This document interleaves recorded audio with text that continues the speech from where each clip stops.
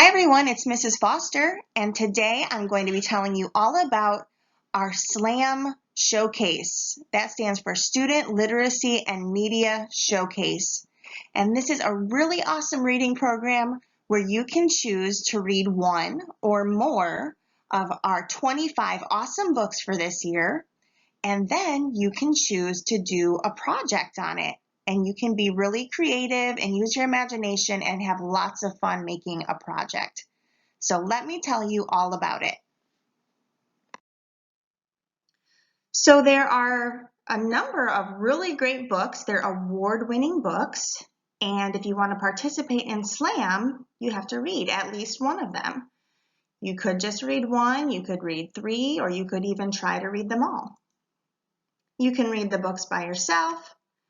You could read the books with someone at home, a parent, a grandparent, an older brother or sister, anyone really. Or your teacher can check out one or more of the books and read them to the whole class. So it doesn't really matter how you read the books, you just have to read at least one of the books.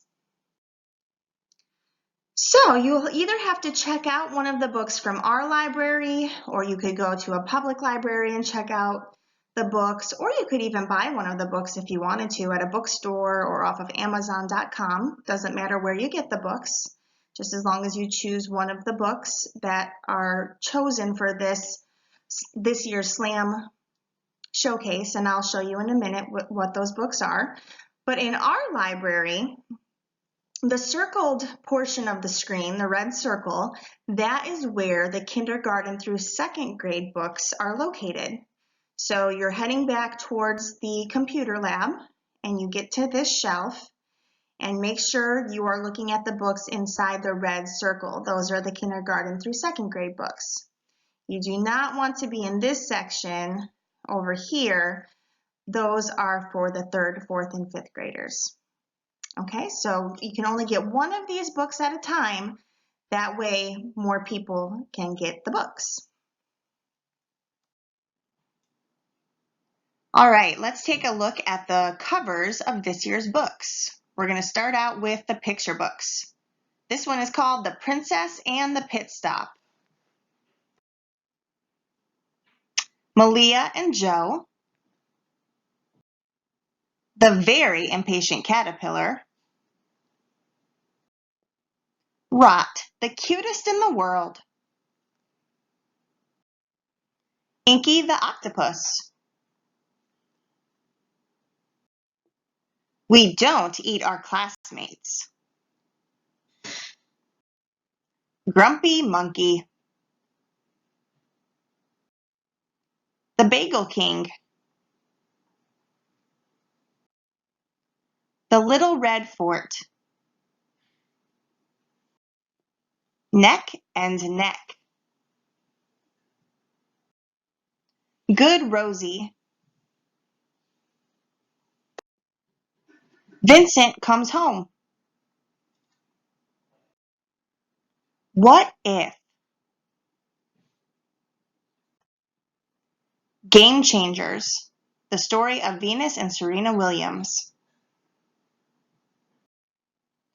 The Honeybee. Imagine. Hannah's Tall Order. An A to Z sandwich.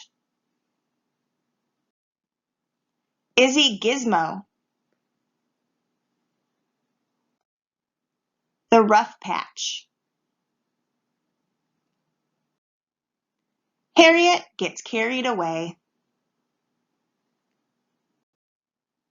Americans.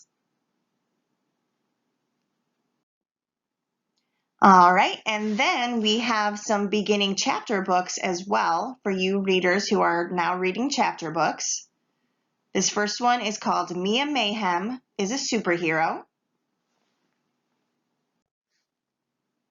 Time Jumpers, Stealing the Sword.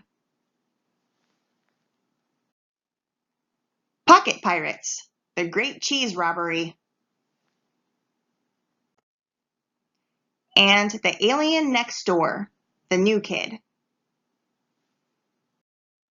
Okay, so if you've read at least one of the books or more, Then you need to decide which book you want to do a project on. And then you have to pick a project. So I'm going to explain to you the different types of projects that can be done. The first thing that could be done is that your whole class could work together to make a book video. And so what would have to happen here is that your teacher would have to check out at least one of the books and read the book to the class. And then the class would work together to create an idea of what you could do to make somebody interested in wanting to read the book. And it's a short video. It's only 1 minute or less. So maybe people in class could act out some of the scenes. Maybe each student could tell a little bit about the book or the characters, the setting. Each student could share a connection that they have with the story or anything else. It's your class's project, so you can decide what you all want to do for your video, and you can work on it all together at school. All right, so that was the class video option. You also have another option to do your own book video. So you could do this by yourself. You can have a partner for this, or you can have a group of 3 people for this. They can be students in your class. It could be a friend from another class, a brother or sister in another class, but the students working together all have to be in kindergarten through 2nd grade. So if you have other friends or family members in other classes, that's fine to work together, or you could just do it with friends in your own class. But they all have to be people who go to Collins. That is one thing we have to be sure of. Now, you might have to do this outside of class. This really depends on your teacher. Some teachers say they'll help with it in class, maybe help record or help you come up with an idea. But then other teachers, they don't have time for that. So this is going to be up to your teacher whether you'll be able to work on this one in class or if you'll have to do it at home. Now, if you're doing it at home, you're going to have something to record with. So to do this, somebody at home would have to have a smartphone, a video camera, a tablet, anything that records will be fine. And yes, you can have an adult help you record so that you make sure that it's done right. You can also have extra people in your video if you need to. If you need to have your parents in the video or your brother or sister in the video or some friends, like if you need more characters, if you're acting things out, that's okay. You can do that too. All right, I want to share with you just a few ideas of things that you could do. You know, it's totally up to you, but maybe you just want a few ideas. So here's a couple of things you could do. You could act out one of the scenes or a couple of the scenes from the book. You could do that yourself. You could get your family to help you or some friends to help you. And remember, you can have a group for this, so your group members can be different characters or however you want to do that. And you can dress up maybe as some of the characters from the story, so that's really fun. You could maybe make a model of one of the settings of the stories using anything you want to, really. Legos, cardboard, Play-Doh, whatever you want. Or you could make the characters and you could kind of explain the setting and the characters or something like that. You could do a news interview. You could be a reporter, or somebody could be a reporter interviewing you, and you could be one of the characters from the book and be talking about something that happened in the story. Or you can just keep it really simple and talk about the book and reasons why you liked it or why you thought it was a good story. So really, it's totally up to you. These are just a few ideas, but you can always come up with something else on your own too. You get to be creative with it. Now, one thing you want to be sure of is not to tell what happens in the entire story. Don't tell us what happens all the way from the beginning all the way to the end. You don't want to give away the ending of the story because really you want to have somebody else want to read the story because of your video should make them want to read the rest of the story for themselves. And one other important thing is that we only have permission to show the front cover of the book in your video. Okay, so you can show the front cover, but you cannot open it up and show pictures on the inside of the book. So be careful with that. But other than that, just be creative and have fun with it. Stay tuned at the end of this presentation to see the winning videos from last year, both the class video and the student winning video, so you can get an idea of what they did last year. Now, maybe you don't have the equipment to shoot a video, or you don't want to shoot a video. You have another option. You could do a piece of art about the book. And this is really nice because you don't really need any special equipment for this. Just some paper and some things to draw with or paint with, whatever you want to do. It does have to be a two-dimensional piece of art, which means the art has to be flat. So some things you could do is you could do drawings, paintings, you could make a collage, which is you cutting out pictures and words that have to do with the book. Maybe you get those out of magazines, and you glue those on a piece of paper to where they look really nice.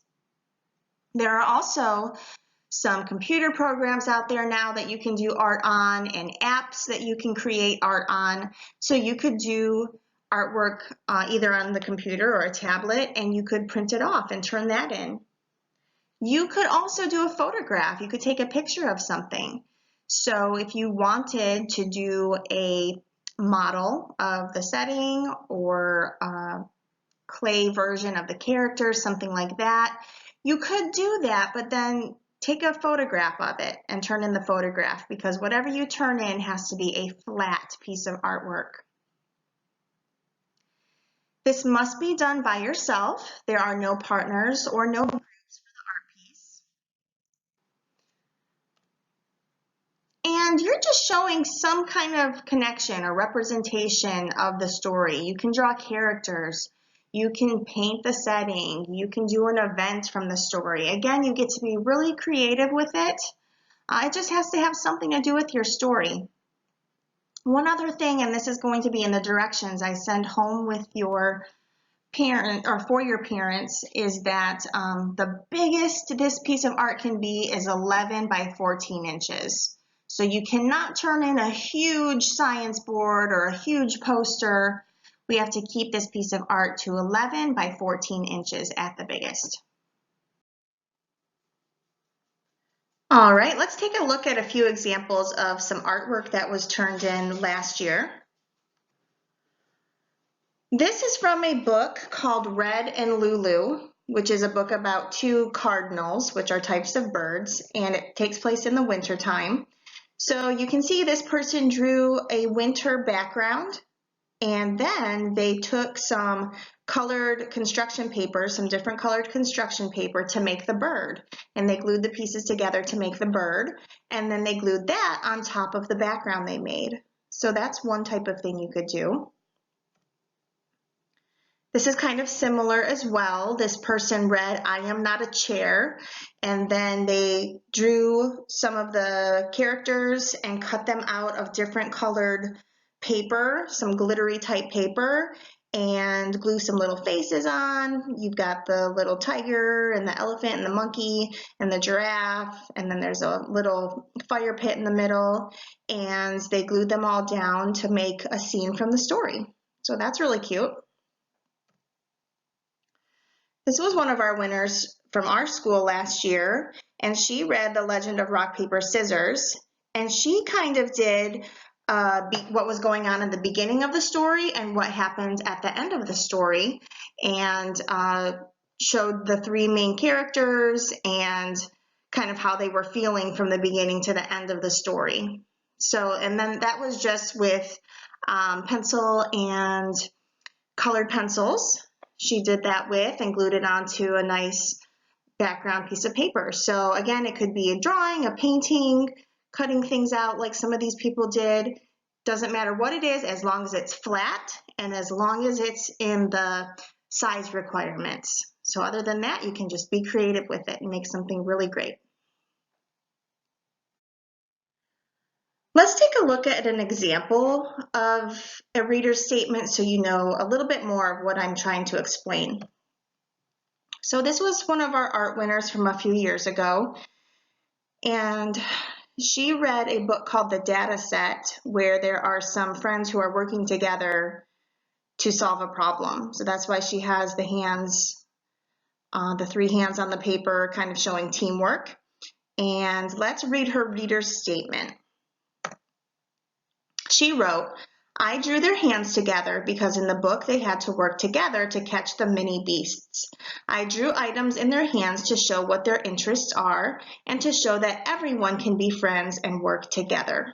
Okay, so in your reader's statement, you're not explaining everything that happened in the story. You're explaining how your art piece relates to the story.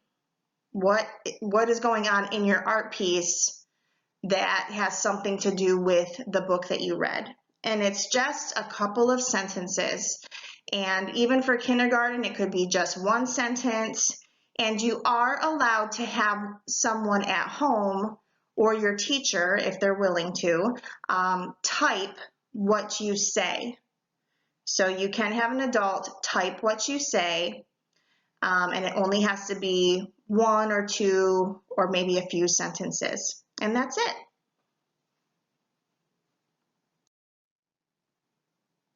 There's one last part of the project, and that is called the reader's statement. And that's just a little piece of writing about your project. Every project must have one, whether it's the class video, the student video, or the art piece. For your class video, teachers, your whole class can just make one together. If you're doing students a video with a group, your whole group just needs one reader's statement. And then obviously, if you're doing the project by yourself, you'll have your own reader's statement. And what we are looking for here with the reader's statement is, first of all, we'd like a connection you had to the book. And what we mean by that, and I bet you've talked about this in your reading classes, is that something or someone in the book reminds you of something or someone in your life. So you're going to write one sentence about a connection you had to the book, and then one or maybe a few sentences about what inspired your art piece or your video. That's kind of a big word, inspired. Basically what I mean is, what in your story made you want to do this piece of art or this video? Did you just love this part of the story and that's why you drew that scene of the story? Did you have a favorite character and that's why in the video you pretended to be that character? You know, just explaining why you did what you did, what it has to do with your book.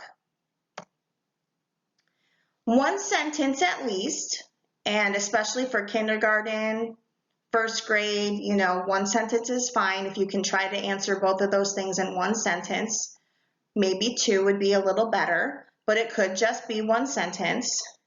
300 words at the most. Guys, 300 words is a lot, so I wouldn't worry about that. I'm really looking for maybe 2 or 3 sentences. And kindergarten, I think one sentence for you is fine. Something else that can happen is someone else, either a parent, someone at home, a teacher, if you would like to, you can tell them what you'd like to say and they can type it out for you and put it onto your reader's statement. And then the really fun part of all of this is that we get to show everybody's projects at school. We're going to have a school showcase. This is going to be in January. The specific time and date is going to be on the handout that is sent home with you. And everyone who completes a project is going to have their work on display. We're going to hang up all of the art pieces. We're going to have the book videos showing on a big screen with a projector, and we'll have some activities and some snacks, and parents and relatives and friends can all come in and enjoy this really special evening where we get to see all of these wonderful projects. after that showcase, some judges from our school will score each project and they will pick some winners. In kindergarten through second grade, there will be one piece of art that is chosen as the winner for all of kindergarten through second grade. There will be one class video that's chosen as the winner, and there will be one student video that's chosen as the winner. So these people will win some prizes, and then they will go on to the district showcase. So if you are one of the overall school winners for your project, then you get to attend the district showcase, and that is in downtown Tampa in March. And this is a really fun event that a few people will get to go to. So what we get to do there is all of the winning projects from all across the school district will all be showcased there. So then we will get to see all the winning art projects and all the winning videos. The art projects will be up on display, kind of like a little art gallery, and all the videos will be playing on big screens, and we'll have popcorn, and it's a lot of fun.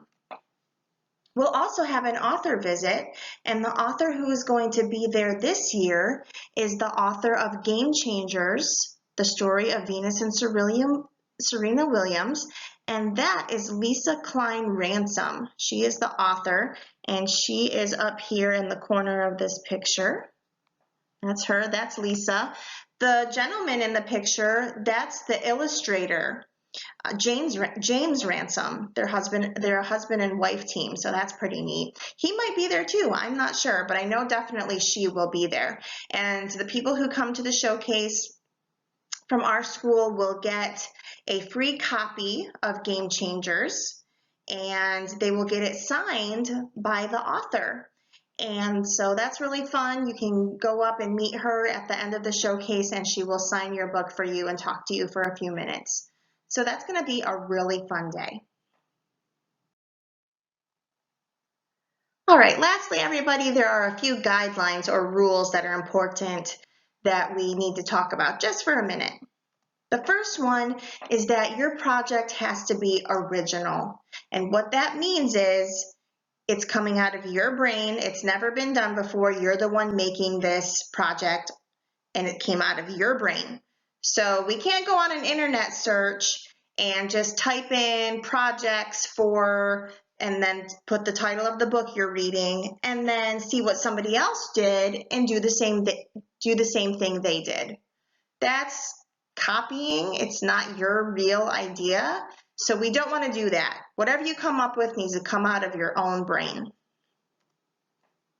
The next thing is that this project has to be student created. You are the one creating it.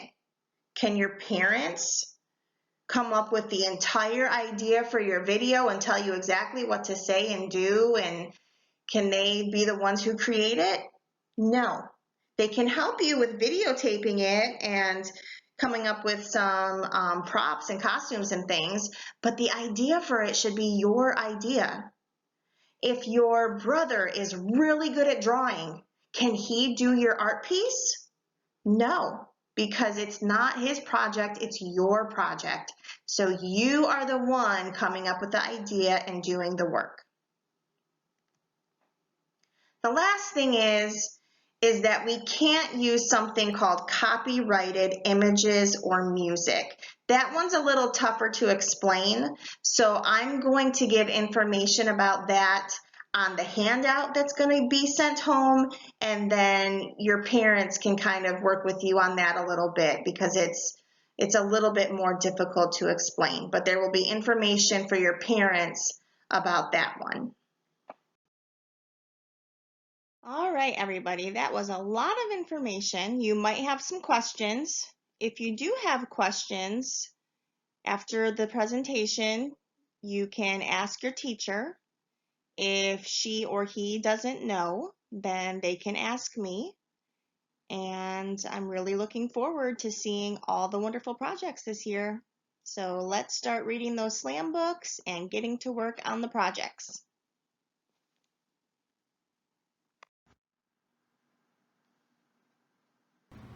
Do you like magic, sparkly, glittery things with one horn, then wish for a unicorn. I wish for a unicorn. Uh-oh, unicorns aren't as fun as you think. They aren't potty trained and they poop cupcakes everywhere.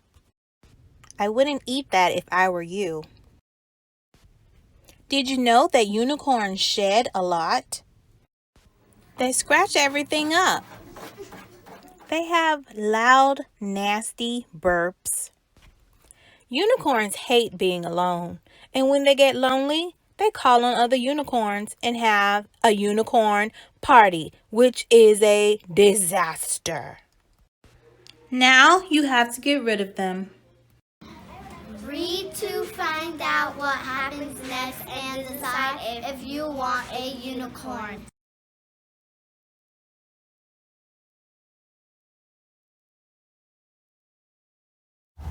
Hi, my name is Evelyn, and I just read a book called Be Quiet by Ryan Higgins.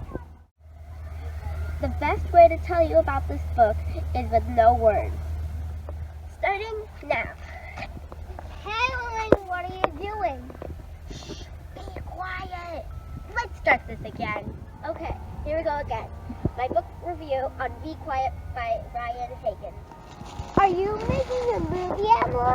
I told you, be quiet. Take 3. Be Quiet by Ryan Higgins. Cool, what can I say? Be quiet. Be quiet.